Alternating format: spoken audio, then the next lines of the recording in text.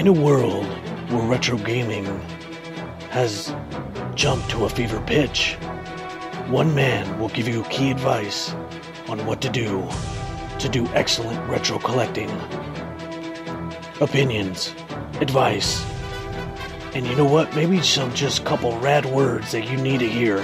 Ladies and gentlemen, here is your host, Mark Flores.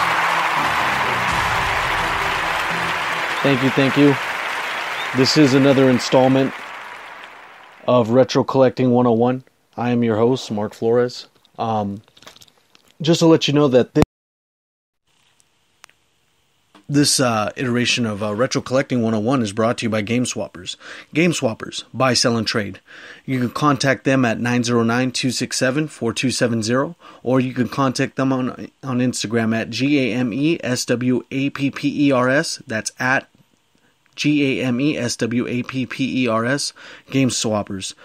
Trade in your retro game consoles and your current gen consoles, Xbox One, PS4, NES, Super NES, Genesis, the whole nine.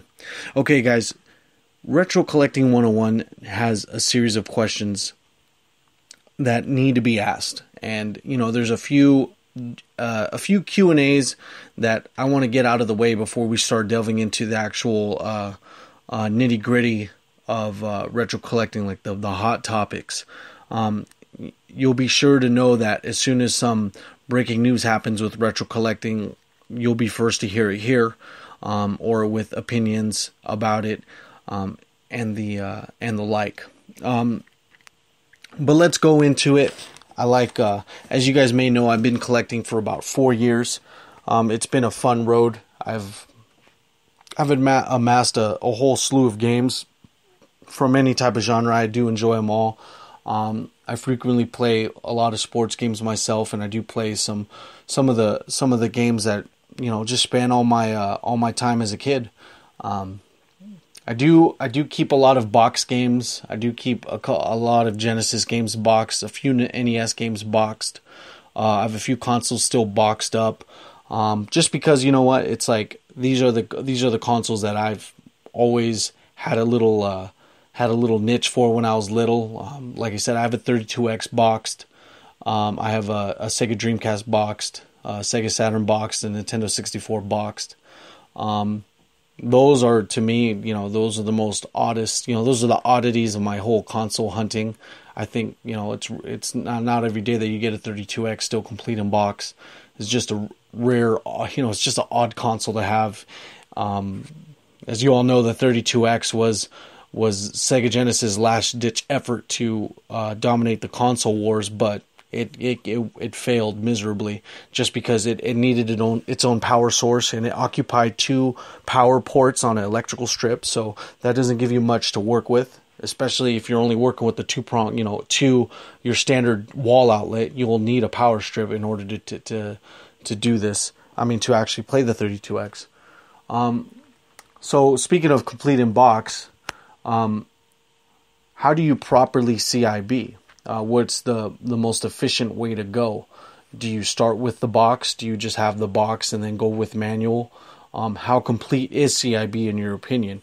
A few purists would like to say that being completely CIB is still having the wrapping, still having the box insert, still having all the promo mail-ins and all that, but when it comes to retro game stores, when it comes to trading online, CIB, complete in box, you'll just need to have the minimum of these 4 things. You'll need the box, the game, the cardboard insert, and the instruction manual. After that, you're just going into territory where everyone's just being a little too particular. At that point, when someone asks you, hey, does this have the mail-in insert? No, it's not. The mail-in insert is a throwaway item that is definitely, you know, it is a good plus, but at the end of the day, you don't really necessarily need that because the instruction manual has more seniority over that mail-in insert. It's a lot easier to do complete in box with the Sega Genesis. I mean, the Sega Genesis is a durable plastic. The games that were all the Nintendo-based games, the SNES and the Nintendo and the Nintendo 64, those boxes are very hard to come by because, as we all know now, is that cardboard does not last. I mean, even when some kids were little, they did not keep their games within the cardboard. We had to just, we took them out of that cardboard, threw the cardboard away, kept the instruction manual. That's what it is. I find it a lot easier and a lot cheaper to do complete in box by buying the game, the box, and the manual all in one fell swoop. Once you start picking apart everything else, it becomes more expensive, just because the rub is that you're having the box and you need that box. So that's the premium that you're going to pay, is that if you want a nice box to accommodate your nice manual and your nice game, you're going to pay that extra premium. Separated individually, everything's going to be more expensive. That's just common sense. But if you buy everything in a bigger package, that just lets you know that it's all in a lump sum. Think about buying complete in box one time as the lump sum versus buying the game, the manual, the box, and and all three of those separately. I'm gonna buying it complete in box with everything else is a lot cheaper than doing it piece by piece. That's the kind of advice I can give you when it comes to stuff like that, because a lot of people like doing complete in box. I like doing it if it's a game that I do enjoy looking at, the artwork. I've bought several Nintendo games that I know suck, but I still have them just because the artwork itself looks good, and most of the good looking games that are not playable are under about $5. So that's a thing I do not have a problem with. So the next question is, so with these complete in box games, as far as a storage method, what are you going to do? You're not going to stack them all alongside the wall of your room. You're not going to put them, you're not going to put them inside your closet. These games need to be displayed in all its glory. I mean, you're going out of your way to complete all these games. You're that one guy, that one guy who keeps, or the one guy or girl who keeps their games in full display. That's no knock. I mean, if anyone knows my Instagram profile, you see that I have my games in my background. Those are, to me, these are my decorations on my wall. These are, they're not badges of courage, to say the least, but they definitely, I'm definitely proud to have my collection. Definitely am. So as far as that, where do you go for shelving? So that's something you need to see within your area. If there's certain stores that can do it. I know for sure that there's an IKEA around my residence. So if I needed to do shelving, the best piece of advice I can give you, because I personally don't do shelving because I just work with what I have within the confines of my room. What do? I'd personally go with black shelving.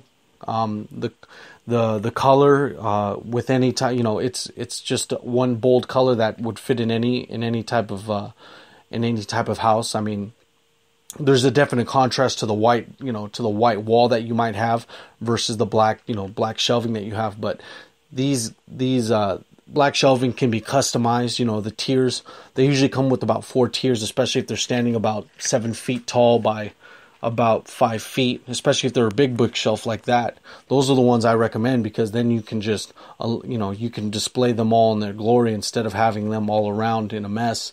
They'll be displayed a lot better, especially if you actually take the time to measure out all the games.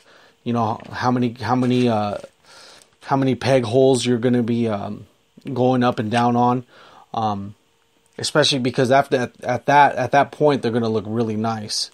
I would go with black shelving from IKEA. I know Target still has a few shelves that look really nice there, but nothing looks better than the main color that you're dealing with on the SNES is a black background. So the black background meshing in with the black of the Super Nintendo game themselves, the box and everything, will look good like that. Loose cartridges do work on shelving as well. It's just finding a method of measuring the games and how you're going to stack them up to display them. Like for instance, if you're going to display your Nintendo games on a shelving system that's a certain amount of feet, what you're going to do if you have several Nintendo games is you're going to put one face down. One label out and then you're going to keep stacking them all along the side so you can measure out how many rows of those Nintendo games you can have going all the way up. That's just the easiest way to measure it. I mean, that's how I figured it out with mine. I just had a three shelf system, and so what I did was I just put my Nintendo games. I took one, stacked it, stacked another one, stacked another one, stacked another one until the last one wouldn't fit. And then at that point, I know where how my columns were going to fit. They were going to fit 5 across, and they were going to fit about 20 up. So at that point, that's when you know that you can, how many you can fit, or how many games that you have total that you're going to be able to fit across this whole shelf. Make sure, before you go out buying a shelf, make sure you have enough stuff to actually fill up that shelf. Empty shelves, unless you plan on filling the whole shelf, the empty shelves don't, if you buy all that shelf and you only can fit half of it, that's half of a shelf that's unoccupied. It'd be best to find something to fill it in, if you have enough room to fill more games within into that shelf. So assess how many games you have, assess how many box games you have, and after that, take your measurements, go in your room or your den or what have you, and measure out where you're going to put the shelf. And the more you measure, the more educated you'll be on where you're going to be placing it. You'll be more educated on placement. You'll be more educated on stacking your columns on these shelves. That way, and you're a lot more prepared when the day comes where you come back home with this big shelf and you know what to do. I would just have all the games stacked up in the general area around there, just so you can be ready to place all the games there and see how it looks. I've seen a lot of good black shelving. My friend Seneca from San Diego, he has a very impressive shelf system. And one thing I wanted to point out is that the way he had it when I went to see his collection, is that he placed a little L-frame metal bracket alongside the edges, alongside the upper parts of his shelf to prevent shaking if and when an earthquake happens. That's really important. You want to make sure to earthquake proof all your even your shelving, shelving in general, not just for your video games. But what you want to do is you want to put up your bookshelf flush against your wall, and then at the top corners, you're going to want to put a little L bracket that you can tap a little screw, like about a 1-inch screw on the corner. That corner isn't going to expose that screw, because if you put it at the very top of the shelving, it's going to go right into the plywood. So you don't have to worry about you piercing the other side, which has your games exposed. That will definitely earthquake proof a little bit of the shaking. You got to realize that once you put weight at the very bottom of the shelf, the gravity is going to do its part a little bit in holding the actual shelving system down. But with the brackets placed at the top, you'll be more your shelving will be a lot more reinforced, because it just depends how big the earthquake is. It's not it's going to do its part against like a 4.0, but when it gets if you're in California, you'll especially know. I don't know if anyone else out there is exposed to earthquakes, but you got to see like, if is this going to last a 9.0? Yeah, of course, most shelving systems aren't going to last it, but you'll be a lot more secure with it. So that's the one thing I wanted to tell you about shelving system. If we're going to do a little quick recap, you want to go with the black shelving. You want to make sure to space out all your games. That way you know how many columns you're going to build. Make sure you tap an L bracket on your wall to the top part of your shelf. That way you can earthquake proof or shake proof your shelf, because accidents happen. Like, say if you're trying to look for an outlet and it's alongside your wall, and you don't want that bookshelf to tip over. You definitely don't want that, because then all those games, you might risk a lot of damage, especially if you have a bunch of rare gems inside that shelf. So speaking of gems, one thing that a lot of people ask me, or a lot of rookies in the game, in the retro collecting game need to know is that there got to be a way for you to properly assess the value of your games on your missions when you do thrift hunting, or even when you do flea market hunting, swap meet hunting, if you will, as well. What you need to do is just to make sure that if you're going to buy a game over at a thrift store, if you're going to buy a game over at the swap meet, you need to make sure your differential on the game is a little under what the value, what the asking price is. So what I mean is, I don't know if you got that, but what I mean is this: you got to make sure that if you buy a game from a flea market, say if you bought a $20 game at a $5 value, that's perfect. But if you're not as savvy as a lot of people knowing off the bat how much the value of a game is, you got to make sure to be prepared and knowing which route to go to be prepared to calculate the value of this game.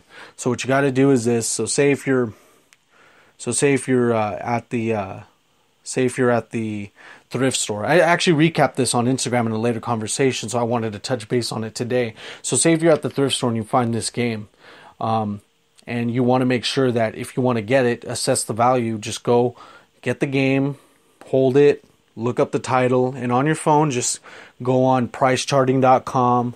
If it's a complete in box sealed, you can fairly assess it through eBay, and just look up the value in that way. What price charting does, it just gets all the averages of that game, whether it's complete in box, sealed, or if it's loose. And once you go about it like that, you'll be able to see whether or not it's worth it, versus the price tag that's on it. Or you could just, if it's just an inexpensive game that you don't want, you can just go without it. You got to make sure to do that, because say if you just go off a hunch, and then that game that you got isn't worth as much as you paid, you're kind of at a negative unless you like that game, unless there's certain conditions that are met to make you justify you purchasing it. Like, oh, that's one of my favorite games, I don't think I'll ever see it again. That's when rarity comes into play, or that's where personal preference comes into play.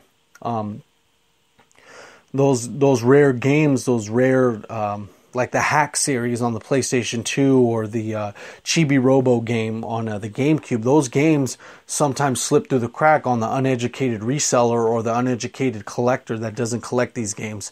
Maybe you don't like Chibi Robo, but once you see the value of Chibi Robo and you see that it's worth $3.99, you better do something to get it, because then you have trade bait to work with for games that you might want later down the road. It's not about reselling it to some people. Sometimes it is, but every time I see a game that's good, that has tremendous value to me personally, or to the retro collecting world, I'll make sure to get it, because I know someone might benefit from it via a trade, versus it sitting there and I'm like, nah, I just don't want to get it. No one does that anymore in the retro collecting business. No one does that. If someone as savvy as me or a couple guys I know on Instagram, they'll look at games and they'll pick up a Castlevania, but they already have a Castlevania at their house, but they know that they can pick it up to go on trades about it later. That's what it's about now. I don't want to make that a broken record, but that's what it's about now. The best way nowadays, if you don't want to go about it through the thrift store route, or if you don't want to go about it through the Goodwill route, the best way to accrue a lot of games in the least amount of time is this. It's the way I did it, and it's very beneficial, but sometimes it isn't cost effective. What I ended up doing for the first 2 years of my retro collecting was this. I ended up searching Craigslist left and right. I ended up checking on the Penny Saver. I checked my Guan ads, and what I did was I looked up lots, and generally these lots would be around, I would say around when I started, these lots would start around $80 to $60. And what I did was always just buy them. I would buy these lots at $80 or $60 a pop, depending on what I saw. But what I did after was this. All the games that I didn't have, I would keep, and all the doubles I would make sure to put aside. And then after that, I would just shelve the shelve the console and the controllers and the accessories, especially if you had a Nintendo 64. So say if someone had a lot of 20 games, 4 controllers, an expansion pack, and it was an alternative color, to keep all that for a later date. And that's what I did. What I ended up doing for the first 2 years is I just did not use any of those games. I had at one point, I like 6 GoldenEyes, a few Ocarina of Times. I basically had a lot of doubles and a lot of consoles. But what I ended up doing a few months ago was I was able to dump all those consoles. I had one point like 13 or 14 Nintendo 64s. I thought about doing the selling by myself, but I realized that it takes a lot of time and effort. And for me trying to do my outside projects, I knew that I wasn't going to be able to start a game, a solo game business. It wasn't going to work with me because I wanted to do these podcasts and I wanted to do outside ventures. So I knew that with me having a bunch of consoles, it was going to give me a lot more credit at the end of the day, because for how much I paid and how much the value of these games were, the $80 lot that I paid for actually has $150 in value, or $160. I wanted to make sure that if I'm paying $60 for that lot, I want to make sure my value exceeds at least double that. If it doesn't, then it's not essentially worth it, because you're not making that much off the bottom line in trade, or that or reselling it. What I do now at this point, I just find these games and I am able to, for the least amount of money I paid, I'm able to take it in for credit to find the higher tier games. And that's what I'm concentrating now, is I'm trying to find the higher tier games for the NES and the Super NES and the Nintendo 64. So that's the mission I'm at now. So the advice I can give these guys starting in the game now is just buy lots, find them over at yard sales, find them over on Craigslist. I mean, just to make sure, key points here, to make sure that you're not paying that much, you're not biting the bullet, like what I mean by that is that I don't want you to pay $160 for a lot of like 4 games when all there are is you're just paying for like a Nintendo 64, a controller, and like 4 sports games. That's a bad move.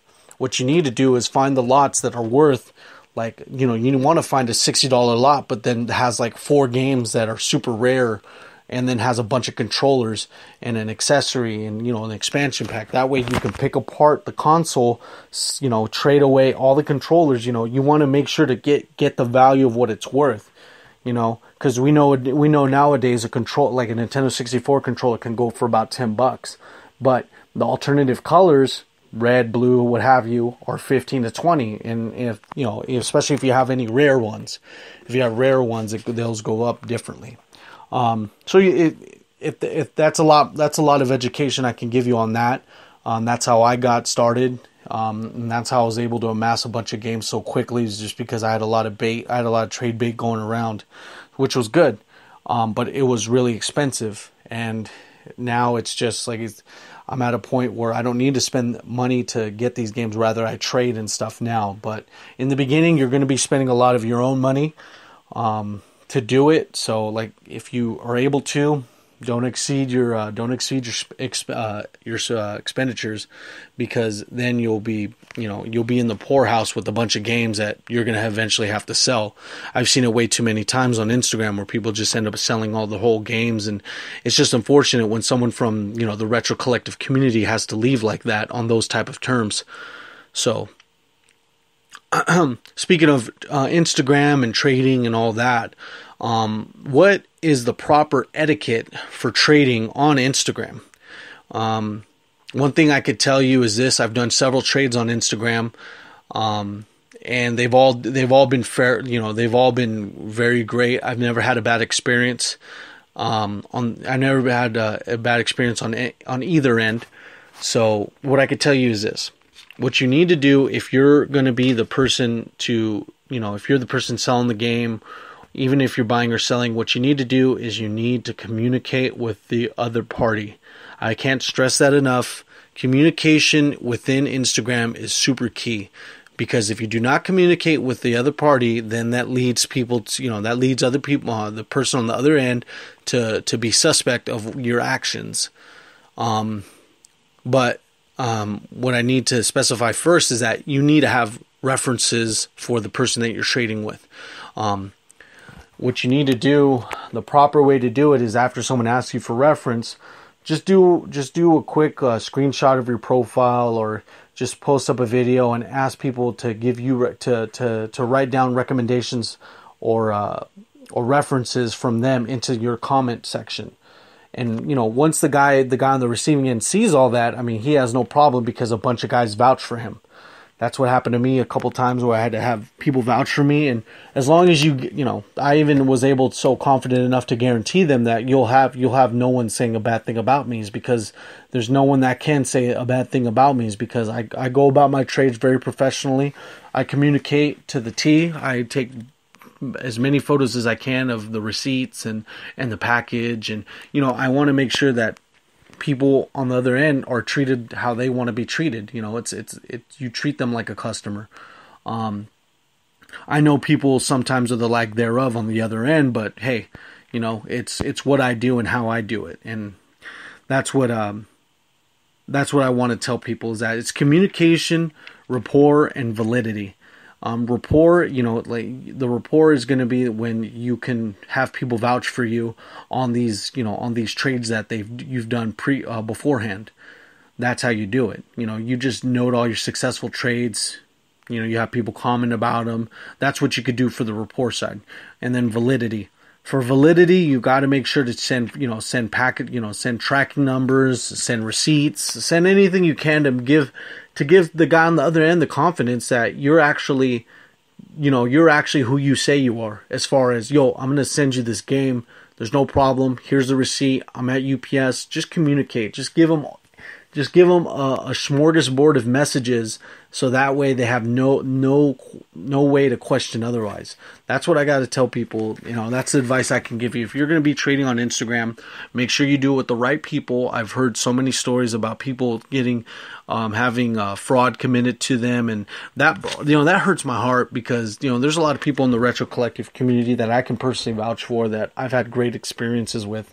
And for those people to be on the receiving end of bad experiences, honestly, isn't good to hear, because when bad things happen to good people, that sucks, and I don't like hearing that myself. So just to reiterate on the end here, is the proper etiquette for trading on Instagram. You need to have communication and rapport, and then you need to have validity. As soon as you have all those three, there's no one in the Instagram community that's going to tell you otherwise, that you are an inconsistent trader. So that's one thing I want to tell people, what is the proper grounds for trading on Instagram. So that's there. And then one more, another topic that I want to bring up, just because this is touching on the topic that I have now in my next segment, is I want to name 3 things that you should be worried about in these coming years. This is just my personal opinion on things. A lot of people might have other opinions on this, but this is what I think. This is my show at the end of the day, so this is what I think. And if you want to have difference of opinion on it, start your own show. But hey, so this is it. So the 3 things I'm worried about in these coming years, and I want to, give you guys this message on the receiving end, because, whoever listens to this podcast, I do generally care about the fans that listen. So it's like this. I'm worried about quantity, and I'm worried about fraud of that quantity. And another thing, I'm worried about price gouging. I'm also worried about advertisement. Quantity and fraud. Now, I want to tell you that this isn't, these are two different things, but they're all part of the same coin. On one side, you have quantity. Let me go to my shelf real quick. I got here in my hand that you cannot see is a copy of Super Mario 3. Super Mario 3 is basically this run-of-the-mill common game. It is a common game. So The reason it's about $15 to $20, depending the condition, depending on this and that. The reason it's that much is because the game's great. It's a great game to play. So now you go into this. At the time I started with retro collecting, it was about 4 years ago. Now we're at a point where this retro collecting thing has got into a fever pitch. This thing has exploded, and there's a lot more people doing it because a lot of people are getting older and they want that, the nostalgic feel again. So they're going to go back and they want to buy a Nintendo. They want to, they're going to want to do that. So, if someone wants to go back and buy a Nintendo, what do you think the first games are going to get? They're going to get either they're going to start off with the Tetris, the Super Mario Duck Hunt, and the Super Mario 3. There's not a lot of games, there's not a lot of good games going around as much as they used to because the quantity is being taken up. There's not a lot more quantity going out there in the market nowadays. You got to realize that is that maybe, see how many total games, let's just say, I don't have the exact number for Super Mario 3 as far as the amount of them being sold at the course of its selling years, but let's just say it's 100 million. Okay, so you can say out of that 100 million, about 30 million of them probably are destroyed. That leaves 70 million. You go from there. And then from the time of them being stopped, they stopped selling NES games at KB Toys. I think it was 96, or they stopped selling Nintendo games and the old NES games in general about 96, I believe, 95, somewhere around there. So you got to realize that time isn't the best thing for these games, because throughout the course of time, there's going to be a bunch of games that get lost, that get destroyed, that get stolen. Those games go by the wayside. So as the quantity dwindles for a set amount of games, the value of them go up. And then when you run out of these games, then what you got to worry about is fraud. Is when people are going to start doing is they're going to make fake boards, and they're going to start putting repro labels on these NES games. They're just going to gouge out, they'll gouge out a Super Mario Duck Hunt, peel out the label, and they'll slap a Mega Man 6 sticker on it and put a fake board on it. Yeah, the board's going to work, but is it a real game? That's when you go into the question. That's one of the things I worry about, is that how many of my games are actually valid. There's a way to proof the board. You could just pop the board. If you have your screwdriver for your NES screwdriver and your SNES screwdriver, you could check. You can proof the boards. But, as far as these higher tier games, not like your Super Mario Brothers 3, but your Battletoads Double Dragon, your Zombie Nation, these games are the higher tier games, so it's going to be beneficial for someone to actually try to commit fraud with these games. That's one thing I worry about. I'm worried about quantity, a set amount of games being already used up, or no one even has that anymore. I mean, there's only a few times where I've seen Super Mario 3 is actually being, displayed for sale at some game stores. And that's sad to see, because back, when I started, there was a whole slew of them. There's tons of them. So that's one thing you got to worry about. Second point, I'm worried about price gouging. I think a lot of people, there's one thing I do worry about is just a lot of people that are uneducated getting into the retro collecting selling scene, and they end up gouging the prices on games. Especially the saddest thing to see is that it's sad to see when someone sells games at eBay prices at swap meets, and they have nothing to cover up the games because the games are all exposed to sun. And so when sun damage gets to a game, it can compromise the board. It compromises the look of the game and everything. You can tell a game has sun damage when you see the faded label and when you see it's been exposed to elements so long. That's something sad to see, because then at the end of the day, it's who knows if it's destroyed or not. But that's one thing I worry about, is price gouging, because we're at a day and age now. I wouldn't say necessarily, well, take that back. I wouldn't necessarily say it's price gouging, but the rise of the prices of games. So now we're at a stage where we do have to worry about price gouging. That's why I recommend people to buy lots now, because now I see that games games individually are more expensive. So now you have to find lots from people who are uneducated in this, who can actually sell you a bunch of games in the console and try to give you a fair price. But when when you are educated, that game, the asking price of that lot exceeds the true value of it, then boom, that's where you capitalize. And that's where people have to go nowadays, is that they have to buy lots. Buying games individually is not cost effective, because that's what they do. You sell games. You sell games individually.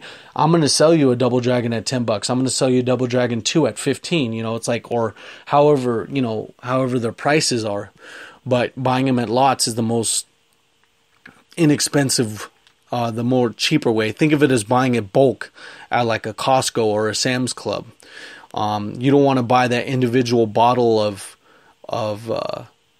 tooth. You don't want to buy the individual tube of toothpaste for $5 individually all the time. Why don't you just buy like a 3-pack at like $9? That's where you start. That's where you start saving money, is when you buy a lot of it in bulk and don't worry about it. The third thing I'm worried about is advertisement. And what I mean by that is this. I'm seeing a lot of people doing Let's Plays on games. And I think you guys know where I'm going with this. But every time someone does a Let's Play on a game, especially if they're especially if they're an internet celebrity, every time they do every time they do a Let's Play on a game, the prices of that game rise up. They rise in price. And that's just a straight up fact. I've seen it so many times. You could tell, you can even do the paperwork yourself. Not the paperwork, but the research yourself. Check the timestamp of the release of the video of the Let's Play. Correlate that with how many subscribers they have. And then correlate that with the time date of things being sold on eBay. And you'll definitely see, what you'll do is you'll calculate the average, and then you'll see the differential after the average versus versus the original date of when the value of it originally was at. I've seen, and this is for certain games, like this isn't for like your Turtles in Times, because Turtles in Times already has a popularity that exceeds Let's Plays. You don't have to do a Let's Play for Turtles in Time and have the price increase. It's only going to increase the popularity of the game. But for the obscure titles like Conquest of the Crystal Palace, I saw a Let's Play by the gaming historian. I saw his Let's Play, and I saw that this game was actually pretty cool. And I didn't know how much it was going to cost, but I thought it was like, oh, okay, cool. This is cool. It looks like a cool game. I'll get it. Now I saw the price of it, and it was like $20. I was like, damn, this is pretty expensive. I thought he said it was this amount. So I correlated that with how long the video was released, and I basically did all my homework and realized at the point that he'd released the video, it increased almost another $6 or $7. So that's one thing you have to worry about is advertisement on these games. And it's not their fault. They're doing their job, and I think, you're just giving more education to the masses on games that are personally cool, but it kind of hurts people when they try to buy these games, and now they're at the end of the stick where they have to buy it for the gouged price. That's one thing. Those are the three things I have to tell you to worry about going on if you want to, especially if you're starting your collection early.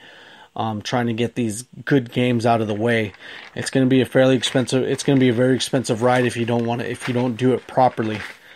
The next topic I have here. Okay. What games do we need to look out for in the coming years? My personal opinion is GameCube and PlayStation 2. Luckily, in this day and age, in the digital age, where CDs are way more easier to produce, there's a lot more quantity of these games. So the value is going to rise up steadily, but there's a lot of quantity, so it's kind of gonna simmer down. It's not gonna rise up as much versus these games, these hard cartridge, these cartridge games that were released 20 years ago versus the GameCube, which was debuted in the 2000s. So that's one thing to look out for. PlayStation 2 games, same thing, same spiels. That you gotta make sure that you're collecting those kind of games, all those games for that system. They're not the rare PlayStation 2 games are going to be harder to find just because of super limited releases, but for the games that you need to look out for, they're going to be out there in mass quantity. You just got to find them at the right place and the right time.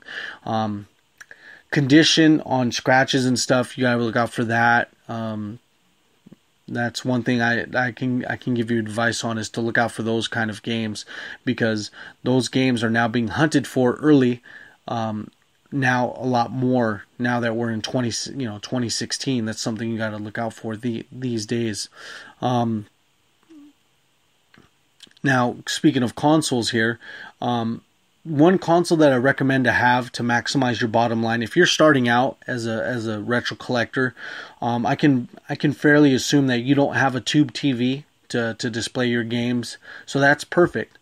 But if you already have a flat screen, you have a HD TV, what you're going to want to do to maximize your bottom line, you'd want to get 5-in-1 consoles. That's one thing I tell people all the time. Is just, I see people buying console, but when they can buy like the Retron 5 when it plays a bunch of games already, why would you want to spend all that money that exceeds the the actual retail price of the Retron 5, and it plays it in better quality?